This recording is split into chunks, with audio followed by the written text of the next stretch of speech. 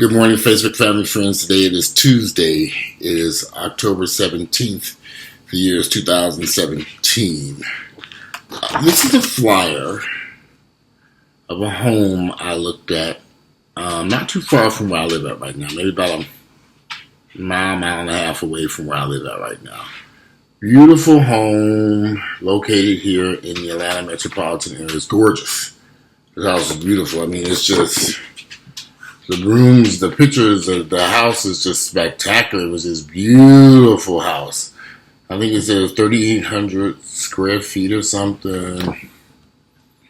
This house, when I pulled up to it, it's a normal looking house in a normal street, nothing spectacular neighborhood, East Lake, right off East Lake Drive, and right off, not far from East Lake and Memorial Drive, the intersection of East Lake and Memorial Drive. Not far from the intersection of East Lake and Hosea Williams Drive, if you know those areas. This house is $800,000.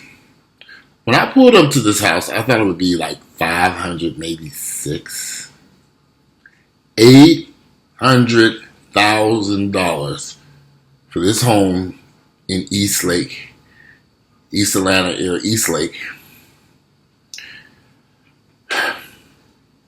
This is outrageous. Beautiful house. Spectacular house. $800,000. I don't know the answer to that one. So, I was watching the news today, and the stock market jumped to a high of 23,000. The Dow Jones Industrial Average is now 23,000. And that's considered sky high, outrageously high. And I saw something on the news that asked a question about the valuation of the stock market. So I went to this website, an article in Time magazine. Let me see if I can find it. I just pulled it up now. I think I lost it. Where'd it go? I think it's here. All right. So the Dow Jones Industrial Average hit 23,000. So 5 major investors. Let me look at this. 5 major. You want to see the screen of this phone off the hook. 5, let me mute this phone. 5, the question was, unnerved. These 5 big Wall Street players are predicting a huge downturn. And what they wrote was very interesting. Let me read what this is dated September 19, 2017, so this is about a month ago. It's one thing when gloomy procrastinators, Wall Street hammer bearers like Doom himself, Mark Fiber, predict that a stock market crash is looming. Now, however, middle-of-the-road strategists on Wall Street are starting to get worried, and that should make you a little nervous. This stock market has been rallying for more than 8.5 years, which is more than twice the length of the typical bull market.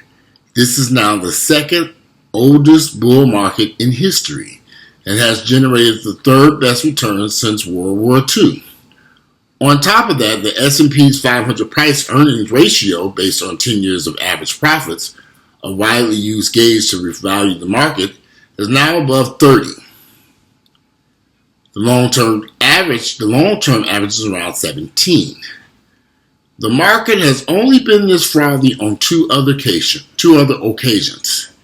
In the run-up to the Great Depression in the late 1990s dot-com bubble. Okay, so that's to tell you something. Goldman Sachs says the chairman of the most influential bank in the world said early this month that what he sees in the market unnerves him. Things have been going up for too long. He said this month at a business conference in Frankfurt, Germany. To be sure, he said, this wasn't like tulip mania, the 17th century surge in Dutch tulip prices, is considered one of the most iconic investment crazes ever. But the market doesn't have to have an historic bubble for a more bull market to come to an end. Wells Fargo Bank. We are not bullish on the stock market, Christopher Harvey, Wells Fargo head of bank equity, told NBC last week. He's not predicting a crash per se, but he says he thinks the S&P 500 could fall by the year end. We think the best of the stock market is behind us, not in front of us. Russell Investments said trim some properties. Trim some of those profits and rebalance, which means, of course, sell high, buy low. So if the stock is at a 8-year high, and you've been riding this improvement in prices, go ahead and sell now. Go ahead and get. So, but there was another thing. Oak Tree Capital Management said it's a time for caution. In a letter to its shareholders in late July, Oak Tree founder Howard Marks noted that asset prices are high across the board. Almost nothing can be purchased below its intrinsic value, and there are few bargains. In general, the best we can do is look for things that are less overpriced than others. That's kind of scary. So everything's still overpriced, and you want to buy something, so we're going to buy something that's just less overpriced than other ones? Given my view, he went on to add, given my view of the environment, the only reason to be aggressive today is because defensive investing implies low prospective returns. But the question is whether pursuing high expected returns through aggressiveness can be counted on to be rewarded. If the answer is no, then as I believe, then there is time for caution. Now, these are some of the world's top 5 investment companies. Raymond Jones.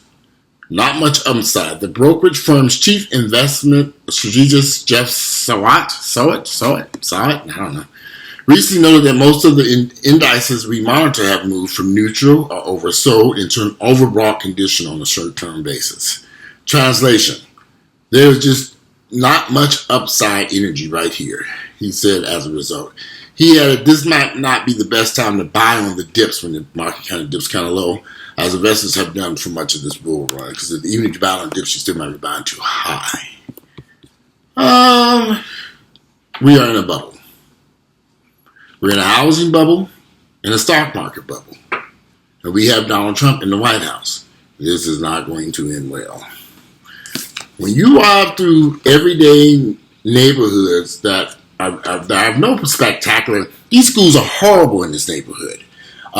You're in a part of this is outrageous. Outrageous. Question is, will it sell? This is a housing bubble. I've seen this before. I've lived through 2 of these, maybe 3. We're back. These home prices are now higher than they were in 2007 in some neighborhoods, when it peaked in 2006, 2007. This is outrageous for this area. Interesting part, when I went to this open house, the house was packed.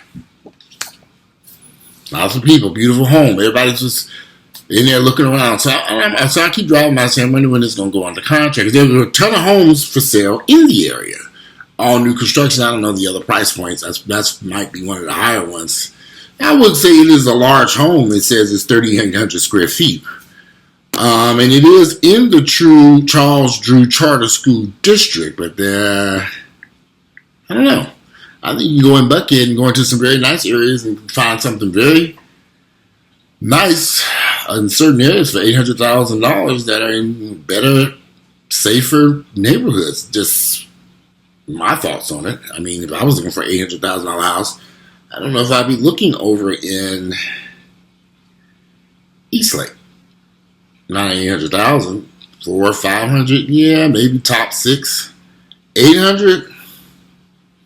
That opens. You can go a lot of places for $800,000. Vinings, Sandy Springs, Marietta, East Cobb. I mean, there's a lot of places you can go.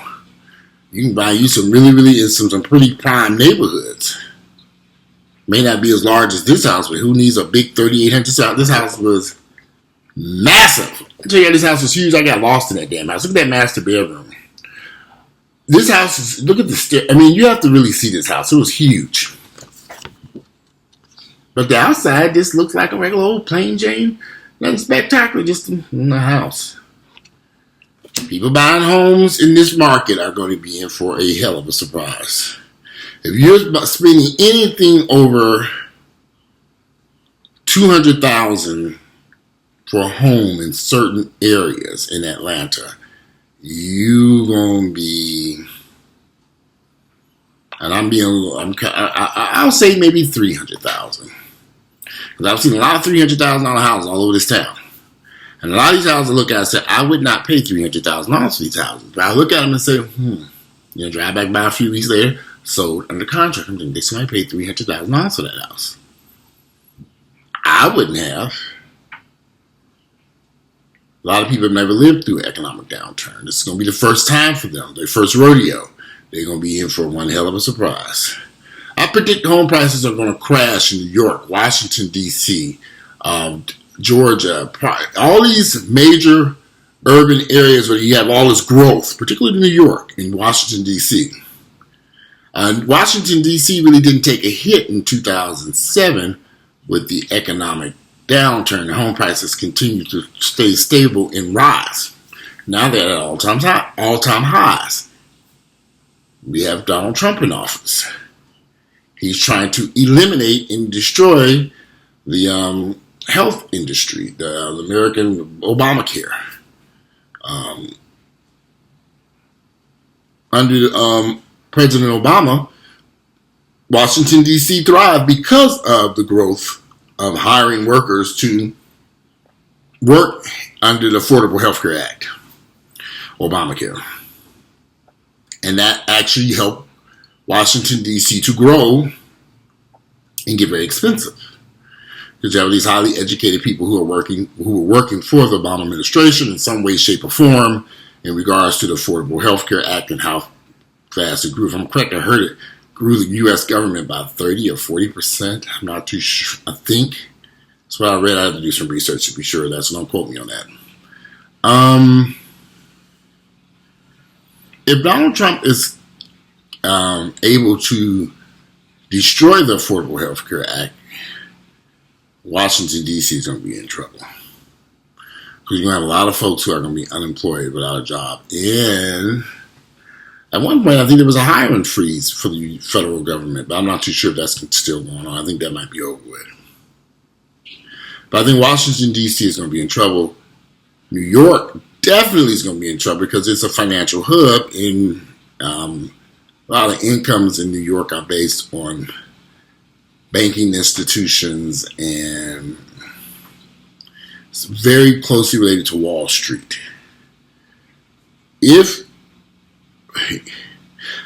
Interesting part about, let's go back to this house for a minute, because I've seen so many houses like this being built in this area that is scary, and I keep thinking, who's buying these houses? People really don't need 3,800 how many bedrooms and baths in this house. This house is 2 laundry rooms, 5 bedrooms, 3.5 baths, plus a multi-purpose room. And then it also has, if you can't see over the garage, there's an in-law suite or something like that. It's a beautiful home. Gorgeous. Is it worth that money? Are any of these houses worth it? Who's buying these houses? Why do you need such big houses over in this area? I'm trying to understand this. I'm looking around thinking, okay, who's buying these big, huge houses? There's some massive houses being built over here in the East Lake, south of Cab, not south of Cab. Yeah, this is south of Cab, or east of Cab, inner city. And you just keep wondering who's buying this stuff. White folks, of course. I drive by and see the white folks up there planting their flowers, walking their children. You see some black folks buying. A lot of black folks won't pay this type of money in certain neighborhoods. They rather go a little bit further out. We continue to but some blacks are coming in town. But look, I'm telling y'all, these prices have gotten outrageous in Atlanta. And I think people need to be careful. are they going to be making a huge mistake? So some people think, because we don't have all these funny loans, the stated income loans, the liar loans, as they call them, no asset verification loans, that this is probably a cleaner market. Not necessarily. Some of the stuff incomes are being propped up by all this frothiness in the stock market. So you got a lot of stuff going on that people, if you're not paying attention, you wouldn't understand why these home prices are so high. Somebody might be selling a house and walking with $200,000, $300,000, $400,000 out of the house and plopping it down on this $800,000 house, thinking they got a good damn deal. I've seen that happen. We know how that ends, don't we? So you plot forward, you bought a house for $100,000, $200,000, $300,000. You sold it at the peak of the market now, and you put a huge down payment on this house. Are you safe? No. Because that value could drop way lower than what you paid for it, and of course what your down payment is. So you could be underwater even if you put $200,000 or $300,000 down on this home. I've seen this. You buy this house, you better be buying this house for a long-term investment. The next 20 to 30 years, you're going to sit in there and pay for this ragged, this long time. And that's what I would suggest. If you were looking at a home like that, you better be prepared to sit and wait it out. Me personally, I would never spend $300,000, $800,000. It's just me and Earl and 2 dogs. Been here, done that. Not going back to that mess. We're right now at about 2,000 square feet, more than enough space to heat and cool. I ain't trying to heat and cool these expensive houses. So we're in some asset. We got some serious asset bubbles going on in the stock market, in the housing market, and the job market is still. It ain't great. I know a lot of educated people, college degrees, got all this stuff going for them. Smart, they got a degree. They don't have a criminal record. They have a lot of stuff positive, but they don't have the income or decent paying jobs. Or they're struggling. Something's not right here. You have all these wealthy people doing well, and you got all these people down at the bottom suffering. There really is no middle class anymore. Because this ain't a middle class price point, $800,000. Hell no. Middle class is struggling, especially black Americans. A lot of people have been led to believe your home is a major investment, your most important investment. I don't necessarily agree with that. I think you should buy a home because you like to live in it and pay for it, that you can afford to pay for it. It may go up in some value, but a lot of times it's going to go down in value. So anyway, that's just my thoughts on this situation with these asset bubbles. This is not going to end well. You got this overpriced stock market, overpriced housing market. Things are going to be pretty dire in a minute, especially because we have the wrong man in the White House, Donald Trump. He hasn't had any success with any of the shit that he's trying to do. Nothing yet. It's going on, 8 months he's been in office? 7, 8 months? Better see what happens. Anyway, I'd love to hear you all's thoughts on the housing market, especially if you live in areas like Atlanta, Washington, D.C., Chicago, New York, anywhere on the West Coast. The home prices are outrageous on the West Coast, Seattle, and all these places out there. We read this stuff and I say, good Lord, how can people afford this mess? Got the stock market is overvalued, high price, it's all kind of, we've been down this path before. How is this going to end? Who knows? But I can assure you it's not going to end well. If you like my videos, click like, share them with family members and friends. I look forward to reading you all's comments. Love you. Want to see this house? Call that agent right there. It's a beautiful home. This house is gorgeous. If I won the lottery, I still wouldn't buy it because it's too big for me, but it's a beautiful home. Go look at it. Anyway, I'm out of here. Today it is Tuesday, October 17th. The year is Tuesday, October 17th, 2017. Y'all get out and enjoy your day. Have to do something productive with your lives. I look forward to reading you all's comments. And let me know what you think about the housing market and stock market and that job Give me your thoughts and your opinions. I'm out of here. Bye.